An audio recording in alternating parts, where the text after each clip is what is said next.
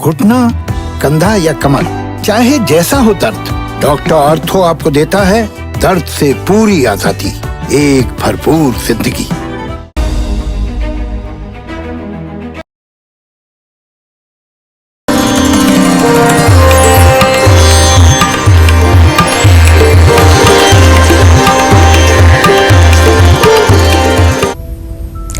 नमस्कार, आप देख रहे हैं काल चक्र। मैं हूं आपके साथ रोमिता तिवारी और मेरे साथ हैं प्रश्न कुंडली विशेषज्ञ पंडित सुरेश पांडे जी। पंडित जी, बहुत स्वागत है आपका। धन्यवाद।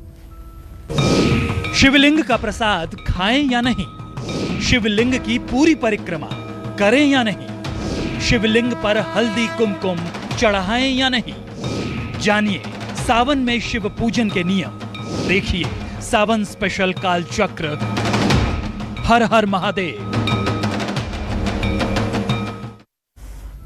तो सावन का पावन महीना तो चल ही रहा है, ऐसे में आप भी शिव कृपा पाने के लिए रोज शिव मंदिर जाते होंगे, शिवलिंग की पूजा भी करते होंगे और भोग भी लगाते होंगे, शिवलिंग की परिक्रमा भी आप जरूर करते होंगे, शिवलिंग के सामने बैठकर शिव उपासना भी करते होंगे। लेकिन क्या आप जानते हैं कि शिवलिंग की पूजा, शिव उपासना के कुछ खास नियम होते हैं? अगर नहीं तो आज का काल चक्र सिर्फ आपके लिए है। बहुत ध्यान से देखिए, क्योंकि आज पंडित सुरेश पांडे जी आपको शिवलिंग की पूजा के सबसे सटीक नियम बताने वाले हैं। और यकीन मानिए, अगर आपने भी सावन में पूरे विधि विधान से शिवलिंग की आराधना की तो आपकी भी हर इच्छा, हर मनोकामना पूरी होगी। अगर इसके अलावा आपके मन में कोई सवाल है तो ज़रूर हमें फ़ोन भी करिए। हमारा नंबर है 0120665241। अपनी चर्चा की शुरुआत करें। आइए उससे पहले नज़र डाल लेते हैं आज के शुभ मुहूर्त पर। पंडित जी, शुभ मुहूर्त क्या है आज का? देखिए, 28 जुलाई 2021 दिन बुधवार। आज श्रावण कृष्ण पक्ष की पंचमी तिथि है, रात 2:48 तक। इसके बाद षष्ठी तिथि शुरू होगी। पूर्वा भाद्रपद नक्षत्र सुबह 10:45 तक रहेगा। इसके बाद उत्तरा भाद्रपद नक्षत्र शुरू होगा। अतिगंड योग रात 8:19 तक। इसके बाद सुकर्मा नाम का योग शुरू होगा।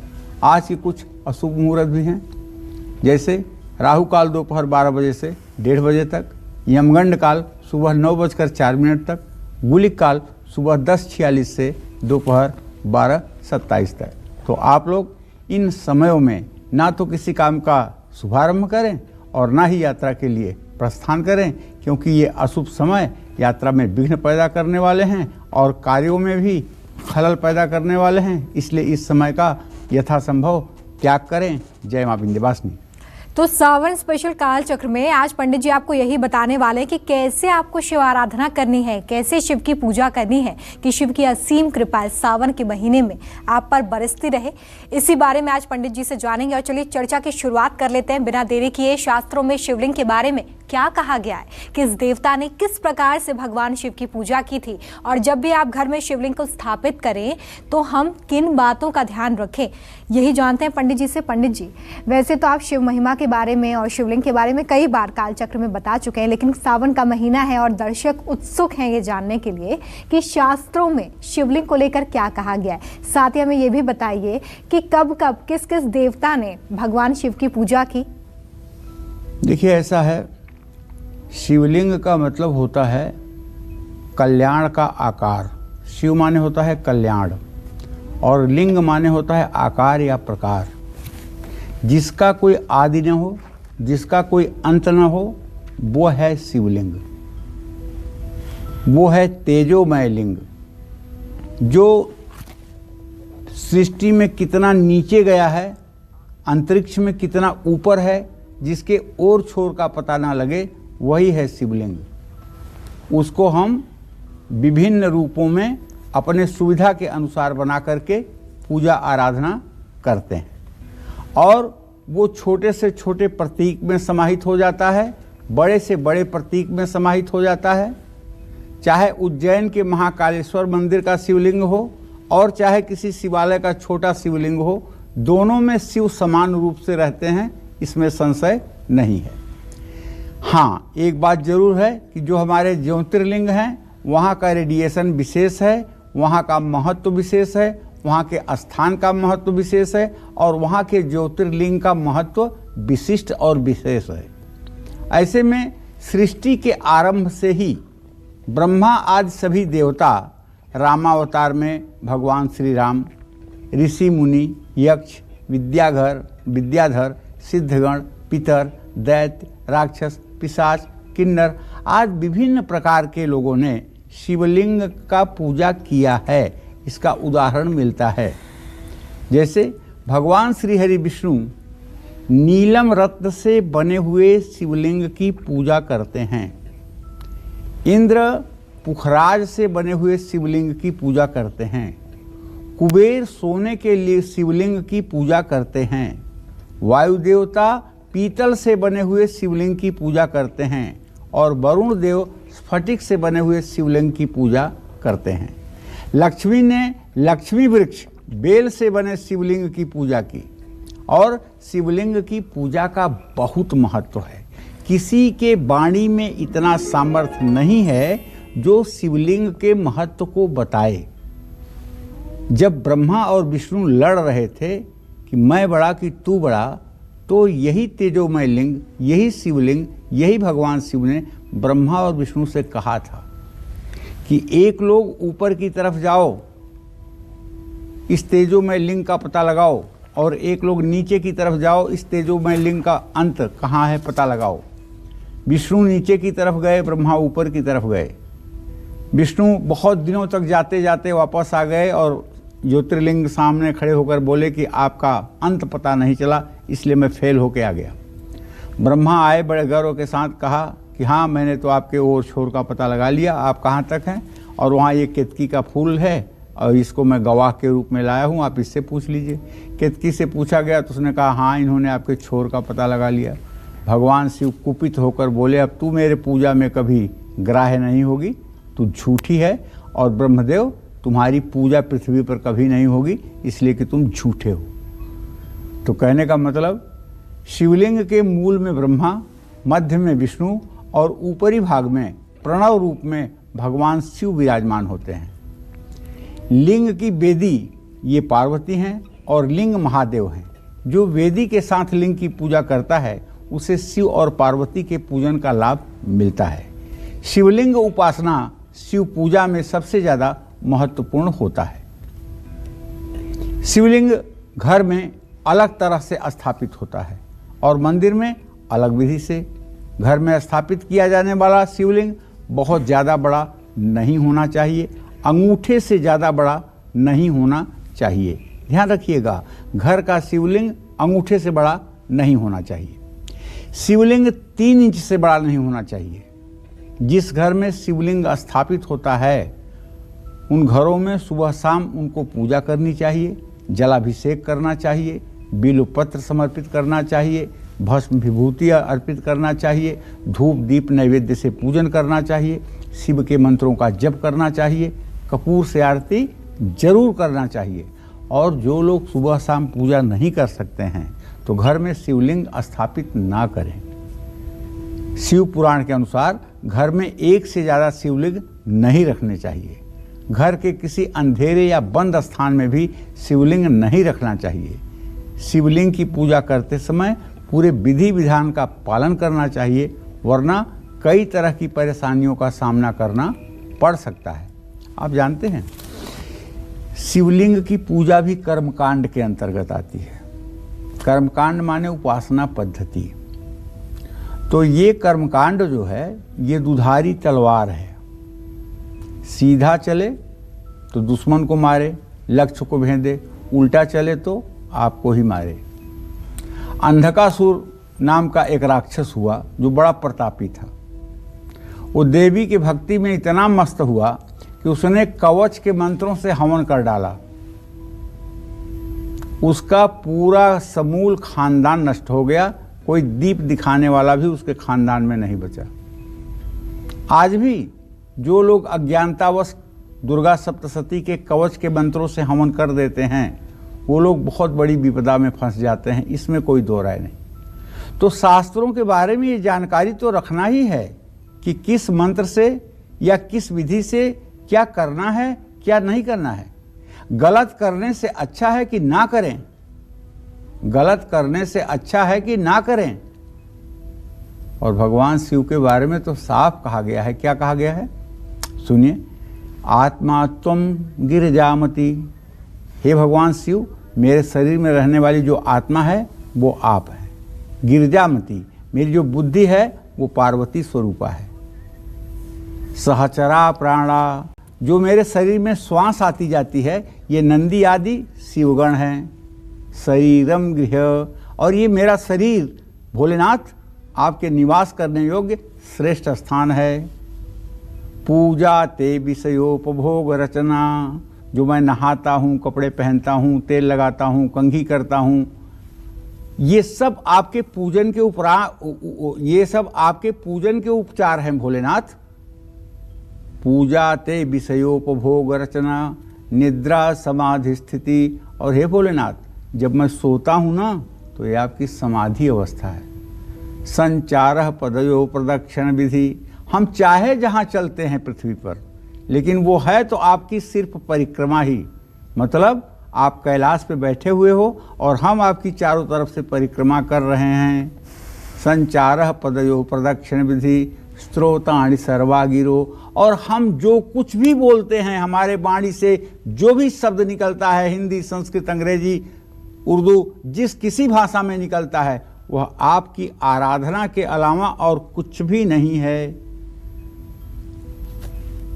तो कहने का मतलब, संचारः पदयो प्रदक्षिण विधि, स्त्रोतानि सर्वागिरो, यद कर्मम क्रियते तदखिलम शंभो तव आराधना।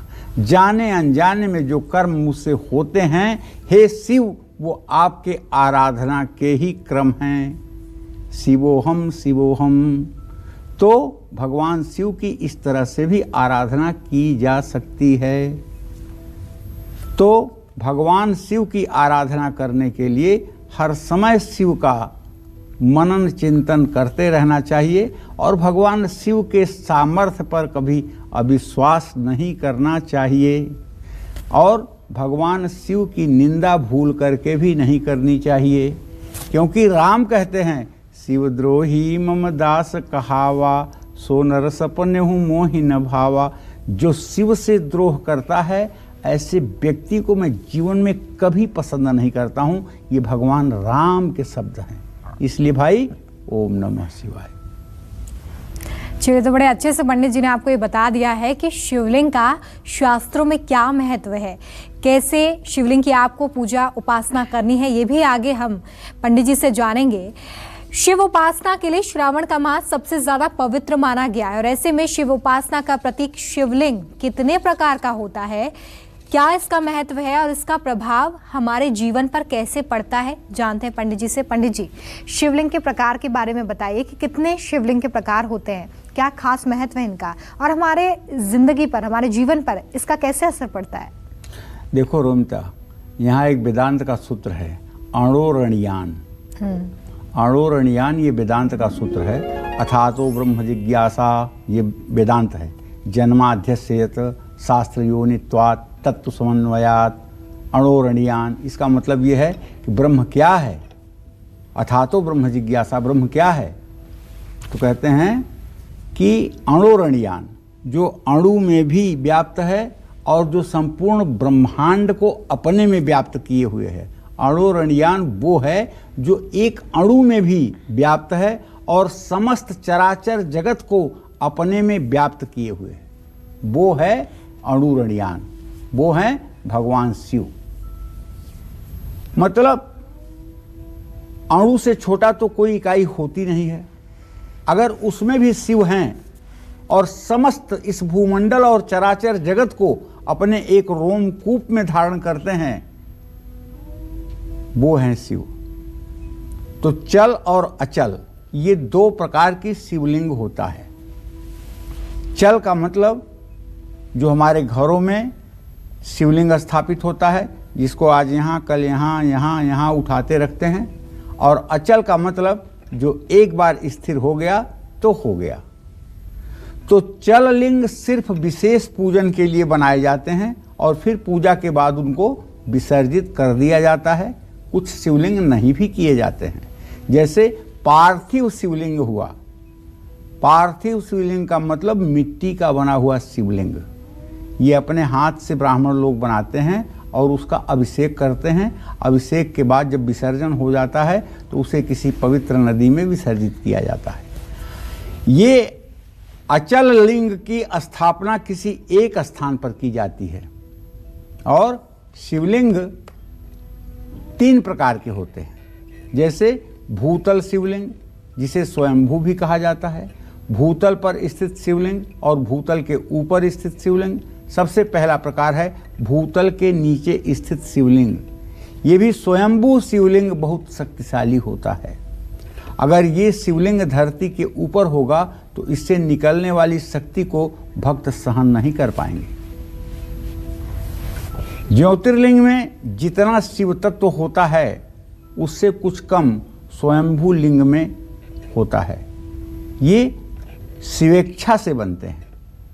अब बात करना चाहूँगा मैं भूतल पर स्थित शिवलिंग की, यानी ऐसे शिवलिंग की जिनका कुछ भाग धरती के ऊपर होता है, बाकी भाग नीचे होता है। भूतल पर स्थित शिवलिंग की शक्ति कम होती है। भक्त ऐसे शिवलिंग की शक्ति को सहन कर पाते हैं, उस रेडिएशन को ऑब्जर्व कर पाते हैं। अब तीसरे तरह का जो शिवलिंग है वो है जमीन के बाहर। जमीन के बाहर का मतलब है कि ऐसे शिवलिंग ज़्यादातर मानव निर्मित होते हैं। ऐसे शिवलिंग में बहुत ही कम मात्रा में रेडिएशन होता है। इस ऊर्जा का प्रभाव मानव शरीर पर नहीं पड़ता है और अक्सर यही शिवलिंग घरों में पूजा के लिए उपयोग में लाया जाता है। आप उज्जैन, काशी, त्र्यंबकेश्वर, सोमनाथ, इन स्थानों पर अगर कहीं गए हैं तो दूसरी जगह से यहाँ के वायुमंडल में आपको कुछ अंतर नहीं महसूस हुआ? नहीं होगा। क्यों नहीं होगा?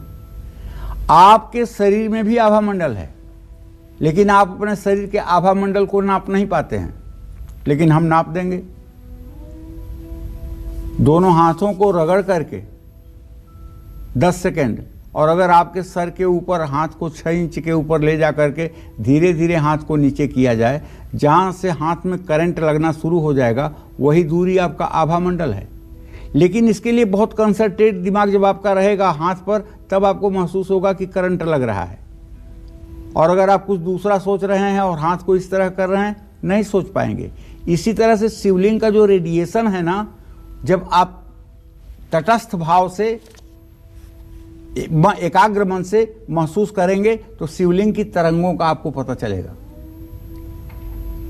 तो इसलिए जहां भी ज्योतिर्लिंग हैं वहां के 12 मील रेडियस में, 12 मील चारों तरफ शिवलिंग का रेडिएशन रहता ही रहता है, इसमें कोई संशय नहीं है। जय मां विंध्यवासिनी।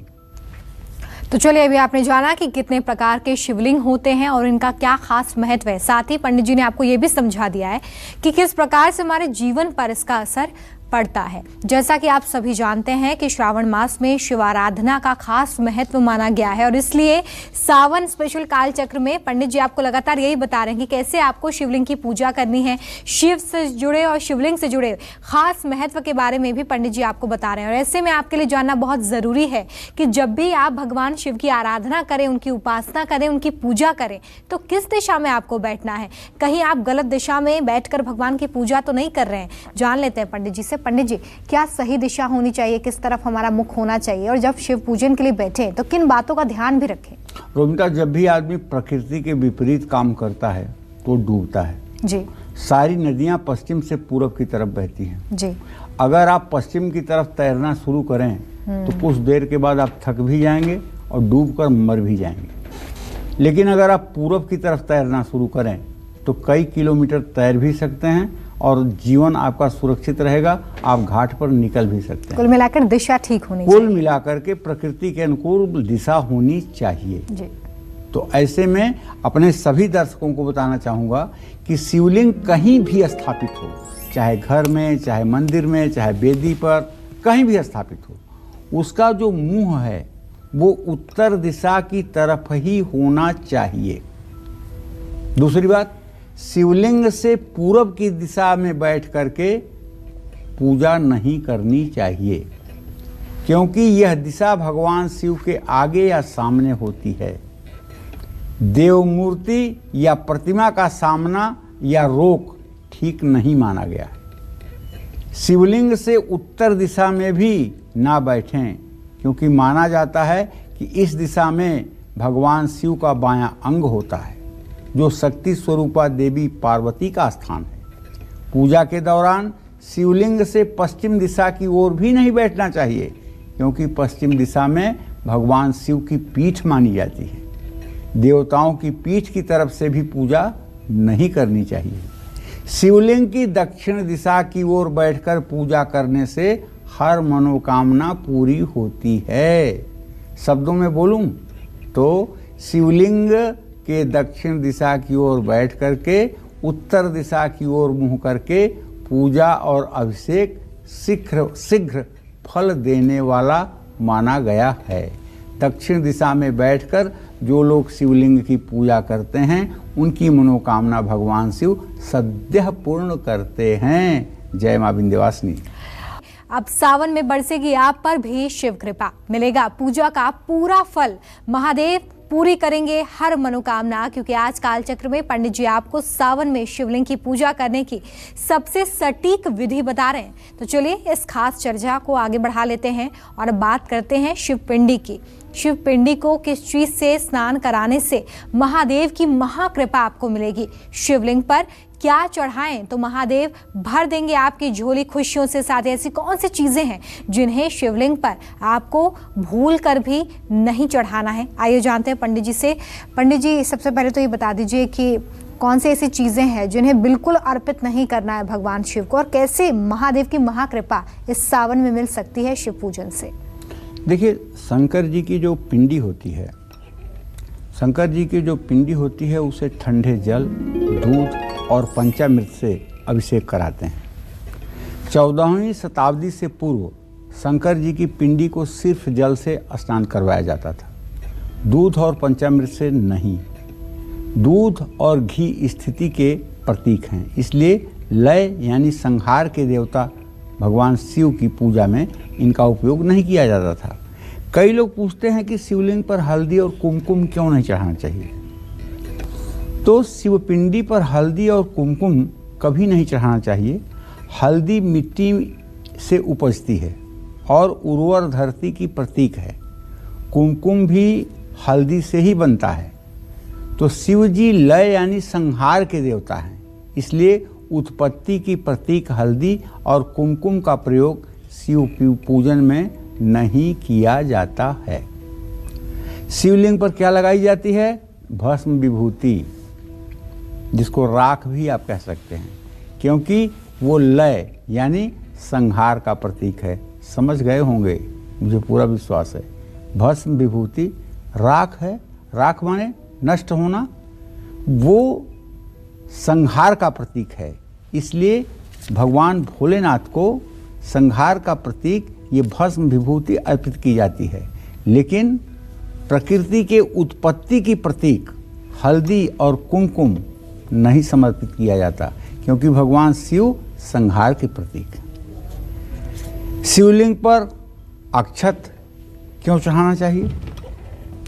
श्वेत अक्षत यानी सफ़ेद अखंडित चावल, ये वैराग्य और निष्काम साधना के प्रतीक हैं। श्वेत अक्षत की ओर निर्गुण से संबंधित मूल उच्च देवताओं की तरंगे आकर्षित करता है। ओम अक्षन्मी मदंत हव प्रिया अधूषत। तो कहने का मतलब शंकर एक उच्च कोटि की शक्ति है और वो निर्गुण से संबंधित हैं। इसलिए श्वेत अक्षत पिंडी के पूजन में इस्तेमाल होने से शिव तत्व का ज़्यादा से ज़्यादा लाभ भक्तों को मिलता है, इसमें कोई संदेह नहीं है। और चलिए आगे जानेंगे कि शिवलिंग पर चढ़ाए हुए प्रसाद को आपको खाना चाहिए या नहीं खाना चाहिए। लेकिन उससे पहले कालचक्र दर्शक सोनिया हमारे साथ जुड़ गई हैं, उनसे बात कर लेते हैं। सोनिया जी, बहुत स्वागत है आपका कार्यक्रम में। क्या पूछना चाहती हैं पंडित जी से? जोर से बोलिए सोनिया जी। नमस्कार। हाँ, सदा सुखी रहिए। पीसीआर वाले जरा आवाज दे दीजिए भैया नीचे। हाँ जी। पंडित जी, मेरे को अपने बेटे और बेटी के बारे में पूछना है जी। उसके भविष्य के बारे में पूछना है, उसके करियर के बारे में पूछना है। सोनिया, आपका बेटा कितने साल का है, बेटी कितने साल की है? मेरा बेटा 2003-14 का डेट ऑफ बर्थ है। और बेटी? बेटी का 11 अक्टूबर। आप लोग जब भी कभी हमसे मिलती हो तो आपका पहला सवाल होता है, पंडित जी फोन तो लगता नहीं, फोन कैसे लगता है? फोन तो लगता नहीं। और जब फोन लगता है तो ना आपके पास बच्चे का जन्म समय बताने का, ना उसके जन्म तिथि बताने का, ना उसके नाम बताने का, सब विस्मृत हो जाता है। तो इस फोन लगने से फ़ायदा ही क्या है? तो चलिए मैं आपको बता देता हूँ जो मेरा ज्ञान है उसके आधार पर। आपके पुत्र की शिक्षा का भविष्य बहुत अच्छा नहीं है। साधारण शिक्षा तक वो सीमित रह पाएंगे। कोशिश करिए कि पढ़ाई अच्छी करें। जहाँ तक बेटी के बारे में प्रश्न है, अगर उसको पढ़ा सकोगे तो वो अच्छा पढ़ेगी भी और समझदार भी है, इसमें कोई दो राय नहीं है। और समझदारी के साथ वो अपना जीवन भी व्यतीत करेगी। भविष्य ठीक है, लेकिन बेटे के पीछे थोड़ी मेहनत करने की ज़रूरत है। उनको पढ़ाई से बहुत दिलचस्पी नहीं है। पढ़ाई में उनकी दिलचस्पी हो, उनका अनुराग बढ़े, इसके लिए उनसे आपको गणेश की पूजा करवानी चाहिए। और आप मंदिर जब जाते होंगे तो शिवलिंग पर प्रसाद भी चढ़ाते होंगे, घर में भी पूजा करते हैं तो प्रसाद तो चढ़ाया ही जाता है। तो पंडित जी, जब भी हम भगवान शिव को भोग लगाएं या प्रसाद चढ़ाएं शिवलिंग पर, तो क्या इसे हम खा सकते हैं या नहीं खा सकते हैं? देखो, एक कथा के अनुसार शिव जी के मुख से चंडेश्वर नाम का एक शिव गण प्रकट हुआ। चंडेश्वर भूत प्रेतों का प्रधान देवता है। शिवलिंग पर चढ़ा हुआ प्रसाद चंडेश्वर का भाग होता है। ऐसे में अगर शिवलिंग पर चढ़ा प्रसाद कोई भक्त खाता है तो उसे चंडेश्वर के क्रोध का सामना करना पड़ता है। शिव पुराण में 7 संहिता है, जिसमें एक विद्येश्वर संहिता भी है। उसके 22वें अध्याय में कहा गया है कि आप शिवलिंग का प्रसाद ग्रहण करें या नहीं। ये इस बात पर निर्भर करता है कि शिवलिंग किस धातु या पदार्थ से बना हुआ है।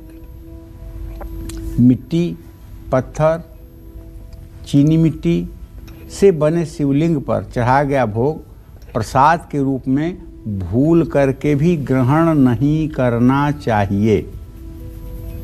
लेकिन अगर शिवलिंग धातु का बना हुआ है, सोने चांदी पारे का बना हुआ है, या फिर नर्मदेश्वर से निकला हुआ है, भेड़ा घाट जबलपुर जाइए और वहाँ नर्मदा में गोता लगाइए भगवान शिव का ध्यान करके, तुरंत शिव जी आपके हाथ में आ जाएंगे। ये भी चमत्कार भारत की ही धरती पर है।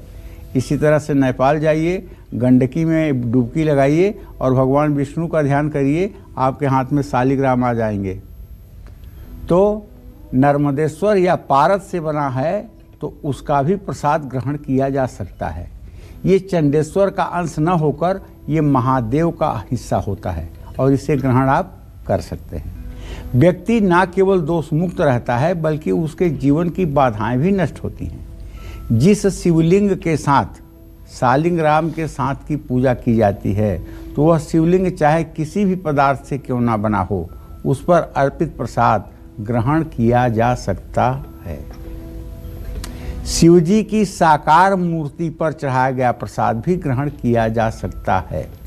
साकार मूर्ति का मतलब, कहीं कहीं आप देखते होंगे कि शिवजी बैठे हुए समाधि की अवस्था में कर्पूर वर्ण के गोरे रंग के बने हुए हैं। बनारस में जो BHU में शिव मंदिर बना हुआ है, विश्वनाथ मंदिर, उसमें जब आप ऊपर जाएंगे तो देखेंगे कि वहाँ शिवजी का आकार बना हुआ है और वो वैसे ही बना हुआ है जैसे हमारे शास्त्रों में वर्णित है।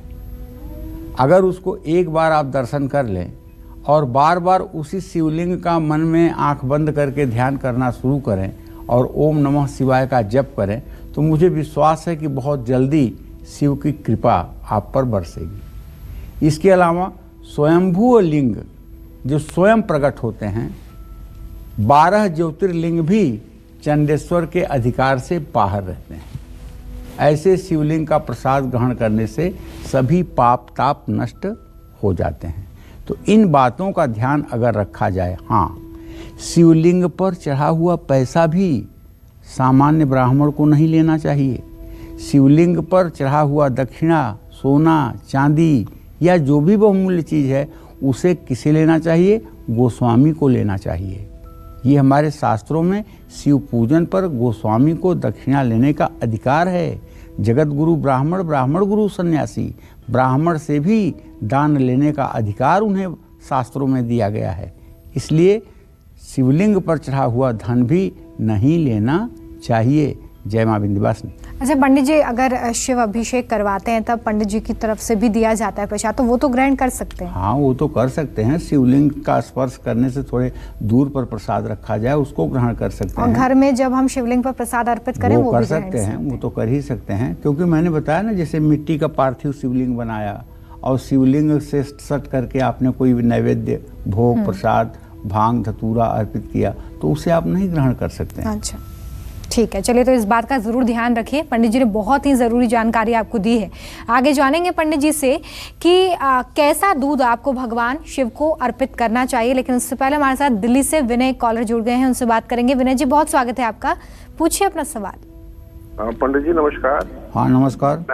मैं विनय दिल्ली से बोल रहा हूँ। मेरा प्रश्न मेरी बेटी की शादी के बारे में और कैरियर के बारे में है जी। उनका डेट ऑफ बर्थ है 22 जुलाई 1989 और समय है 10:15 सुबह का और स्थान है कश्मीर। और दूसरा इसके कैरियर के बारे में पूछना है और किस दिशा में शादी हो। बिना इसके विवाह में तो देखो लेट हो रहा है और बुध और बृहस्पति की स्थिति अभी भी षडाष्टक योग की बनी हुई है। अभी आपका प्रयास ऐसा नहीं दिखाई दे रहा है कि इसकी शादी जल्दी तय होती हुई नजर आए।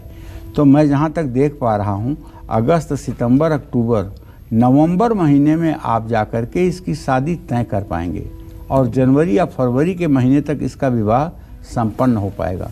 इससे आप कहिए कि हर गणेश चतुर्थी पर, शुक्ल पक्ष और कृष्ण पक्ष दोनों गणेश चतुर्थी पर, किसी गणेश की प्रतिमा पर जल, दूध और दुर्वांकुर चढ़ाया करें, लड्डू से भोग लगाया करें और ओम गंग गणपतये नमः इस मंत्र का 10 माला जप किया करें और सुबह शाम गणेश जी के सामने घी का दिया जलाया करें।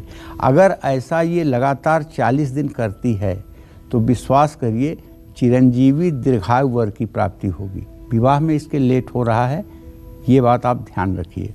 दूसरी बात, जहाँ तक इसके नौकरी या इसके प्रोफेशन का है तो उसमें तो विनय बाबू देखिए, जहाँ तक मैं जानता हूँ सितंबर और अक्टूबर में भी इसको चांस मिल सकता है। अगर ये ज्वाइन करना चाहेगी तो सितंबर और अक्टूबर में चांस मिल सकता है। सरकारी नौकरी का योग नहीं है, प्राइवेट सेक्टर में ही से अपनी किस्मत आजमानी चाहिए। वैसे भविष्य इसका ठीक है, लेकिन गणेश पूजन इसके लिए आवश्यक है। जय मां विंध्यवासिनी। और आइए आप जानते हैं कि शिवलिंग पर आपको कैसा दूध चढ़ाना चाहिए, क्योंकि जब भी आप शिव पूजा करते हैं, अभिषेक करते हैं, तो दूध का इस्तेमाल तो होता ही है। शिवलिंग पर चढ़ी चीज़ों को आपको कौन से पेड़ में भूल कर भी नहीं डालना है। क्या है शिवलिंग से जुड़ी ज़रूरी बातें, आइए जानते हैं पंडित जी से। पंडित जी, जरा अभिषेक और साथ ही साथ जब हम पंचामृत या दूध से अभिषेक करते हैं तो दूध बहुत महत्वपूर्ण हो जाता है। कैसा दूध होना चाहिए, साथ ही ये भी बता दीजिए कि जो चीज़ें भगवान शिव को हम अर्पित करें पूजा के दौरान, किस पेड़ में बिल्कुल ना डालें। देखो, अब कुछ बातें ऐसी हैं जो मैं बोलूँगा तो 1000 नहीं लाखों में लोग गुमराह हो जाएंगे। अच्छा। जैसे यद्यप शुद्धम लोक विरुद्धम ना करणीयम ना चरणीयम, यद्यपि शुद्ध हो लेकिन लोक मत के विरुद्ध हो तो न उसे करो न उसका आचरण करो। जैसे ब्रह्म विवाह में 4 फेरे लेने के लिए विवाह पद्धति में लिखा गया है, लेकिन अगर 7 फेरे न करवाओ तो वहाँ बैठी औरतें लोढ़ा से आपका सर पूछ देंगी कि इस पंडित को कुछ नहीं आता है, जबकि 7 फेरे का कोई विधान शास्त्रों में नहीं है, लेकिन वो लोकाचार है, लोकमत है, उसको मानना पड़ता है। तो इसी तरह से जैसे शिवलिंग के बारे में हम बात कर रहे हैं कि शिवलिंग पर मतलब कि जो है क्या चीज़ें चढ़ानी चाहिए, क्या चीज़ें नहीं चढ़ानी चाहिए, कहाँ अर्पित करना चाहिए, कहाँ नहीं अर्पित करना चाहिए। तो देखो, शहरों में रहने वाले लोग चढ़ाना तो चाहिए गाय का दूध, वो भी कपिला गाय का दूध, देसी गाय का दूध, उससे अभिषेक करना चाहिए। लेकिन अगर मैं ये कह दूं कि नहीं कपिला गाय का दूध, तो अब बताओ दिल्ली में रहने वाले कहाँ गाय का दूध पाएंगे, मुंबई में रहने वाले कहाँ पाएंगे? यहाँ तो पैकेट का दूध ही गाय का दूध है जी। तो इसीलिए यद्यप शुद्धम लोक विरुद्धम ना करणीयम ना चरणीयम, जैसा देश काल परिस्थिति के अनुसार चीज़ें उपलब्ध हैं उसी को आप गाय का दूध मान करके उसी से भगवान का अभिषेक कर दीजिए।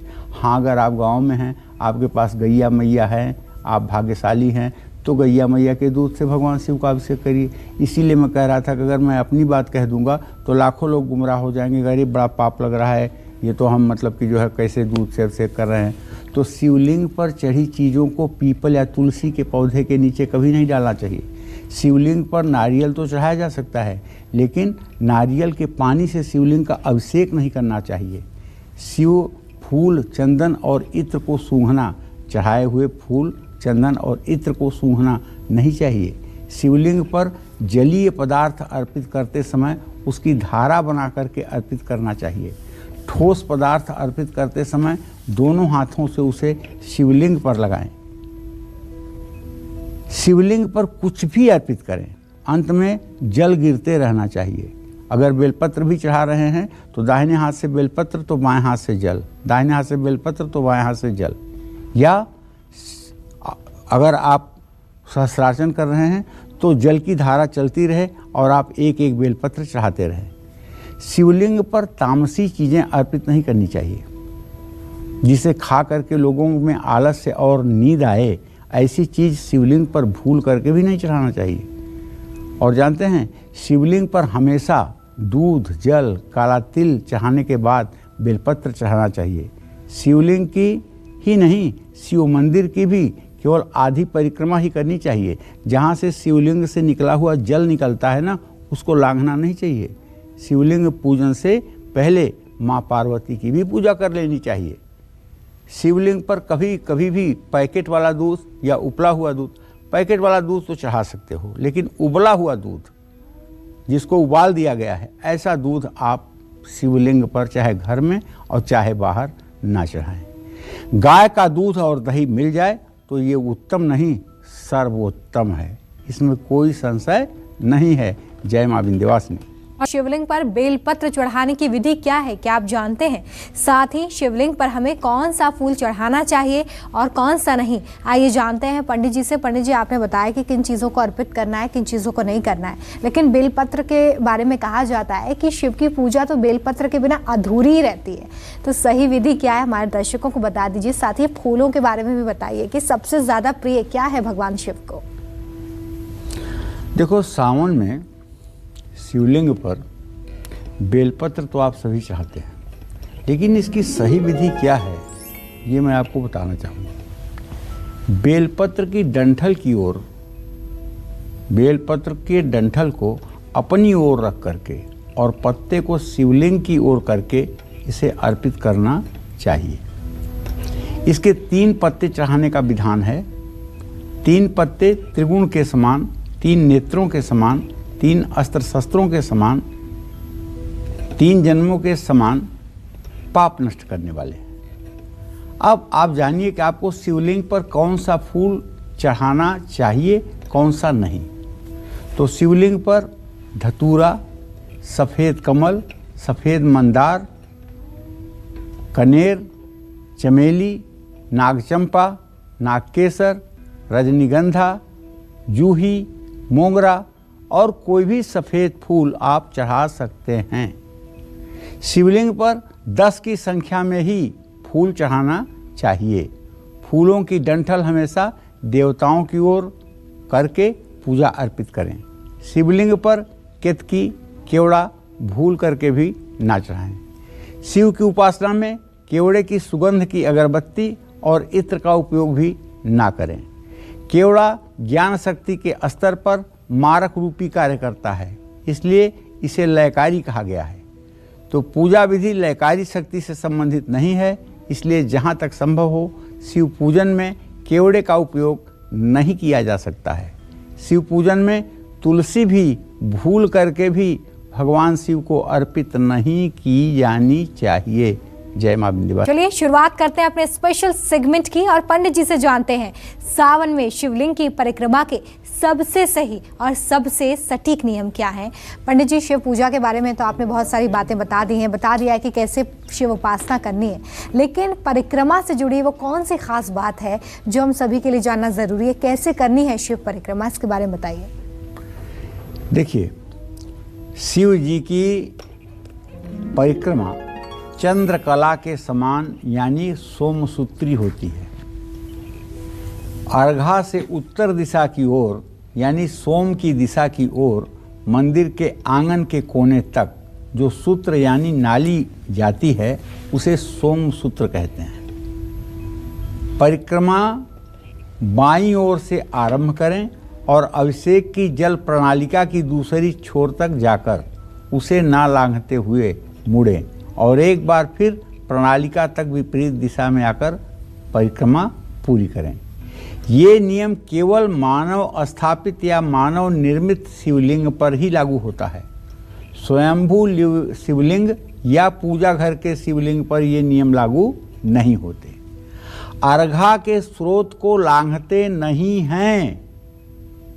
जहाँ से शिव जी के ऊपर चढ़ा हुआ जल मंदिर या पूजा स्थान से बाहर निकलता है उसको लांघते नहीं हैं। क्यों नहीं लांघते हैं? उसमें इतना भयंकर रेडिएशन होता है जो आप अगर उसको लांघेंगे, उसके ऊपर से जाएंगे तो आप बीमारियों के भंडार बन जाएंगे, डिप्रेशन से ओतप्रोत हो जाएंगे, नर्वस हो जाएंगे। जब लांघेंगे तो पैर फैलेंगे तो शरीर पर इसका विपरीत प्रभाव पड़ेगा। लांघते समय अगर खुद को संकुचित कर लें यानी नाड़ियों को भींच लें तो नाड़ियों पर दुष्परिणाम नहीं पड़ेगा। लेकिन शिवलिंग की परिक्रमा हमेशा क्लॉकवाइज करना चाहिए। जलाधारी के आगे निकले हुए भाग तक जाकर और विपरीत दिशा में लौटकर दूसरे सिरे तक आकर परिक्रमा पूरी करनी चाहिए। चलिए, हमारे साथ एक कॉलर जुड़ गई हैं, गीता लखनऊ से जुड़ी हुई हैं। गीता जी, बहुत स्वागत है आपका, पूछिए अपना सवाल। प्रणाम पंडित जी। हाँ, सदा सुखी रहो गीता। पंडित जी, बिटिया के बारे में पूछना है। जी जी। डेट ऑफ बर्थ है 9 दिसंबर 1990। जी जी। 6:15 सीतापुर का जन्म है, सीतापुर नीमसा। जी जी, इसके बारे में पूछना है। क्या जानना है? पंडित जी, मेहनत बहुत करती है, सरकारी नौकरी तैयारी कर रही है, अभी तक इसको कुछ मिला नहीं। कुछ बैंक की तैयारी करती है। चलो जा। और उसका जीवन कैसा रहेगा पंडित जी? क्या नाम बताया बिटिया का आपने? बिटिया का नाम है दीक्षा। दीक्षा। तो दीक्षा के आजीविका भाव का स्वामी है बृहस्पति। और हाँ, तो इस साल जो नवंबर आ रहा है, इसी नवंबर के 19 नवंबर के बाद दीक्षा को करियर में ऊंचाई मिलनी शुरू हो जाएगी और दीक्षा अस्थाई रोजगार को प्राप्त कर पाएंगी। दीक्षा से कहिए कि बृहस्पतिवार के दिन केले के पेड़ में जल हल्दी चढ़ाएं और एक किसी पत्ते पर थोड़ी सी चने की भींगी हुई दाल और गुड़ रख करके भोग लगाएं और इस प्रसाद को किसी गाय को खिलाएं। और बृहस्पतिवार के दिन पीले कपड़े पहनने की कोशिश करें। इससे निश्चित रूप से इनकी आजीविका का मार्ग खुल जाएगा। जय मां विंध्यवासिनी। कृष्णा राजस्थान से हमारे साथ एक और कालचक्र दर्शक जुड़ गए हैं, बहुत स्वागत है आपका, पूछिए अपना सवाल। हेलो। हाँ, बोलिए। पंडित जी, राम राम। मेरा आपको जी जी राम राम। बेटे के बारे में पूछना है आपसे। जी जी। बेटे का नाम है संजीव जी। और उसकी बर्थ है 9 जनवरी 72 जी। और उसका बर्थ प्लेस है अहमदाबाद और उसका जन्म का समय है 4:15 और अर्ली मॉर्निंग। क्या जानना चाहती हो? हाँ, उसके भविष्य के बारे में जानना चाहती हूँ, जॉब और हेल्थ के बारे में। चलिए, द्वितीय सप्तमेश को देख पा रहा हूँ, मंगल है और बृहस्पति के साथ इसका शत्रु वगैरह दृष्टि से इत्तेसाल हो रहा है। भविष्य काफ़ी संघर्षों से भरा हुआ है और स्वास्थ्य की भी स्थिति आए दिन खराब होती है। एलर्जी की प्रॉब्लम प्राय रहती है, रक्त से संबंधित समस्या भी होती है। तो इन्हें एक तो अनार का सेवन करना चाहिए। दूसरे, इन्हें प्राणायाम जरूर करना चाहिए। तीसरे, इनका भाग्योदय हो इसके लिए इन्हें राम रक्षा स्तोत्र का रोज पाठ करना चाहिए। इन सब उपायों से इनके जीवन में काफ़ी हद तक संतुलन आएगा। जय मां विंध्यवासिनी। पंडित जी बहुत शुक्रिया इतनी अच्छी जानकारी के लिए। और फिलहाल आज काल चक्र में इतना ही। देखते रहिए न्यूज़ 24। नमस्कार। खास जड़ी बूटियों से बना पेट सफा आयुर्वेदिक चूर्ण आज ही ले आएं। पेट सफा पहली रात से ही असर दिखाता है और इसकी आदत भी नहीं पड़ती। पेट सफा हर रोग दफा।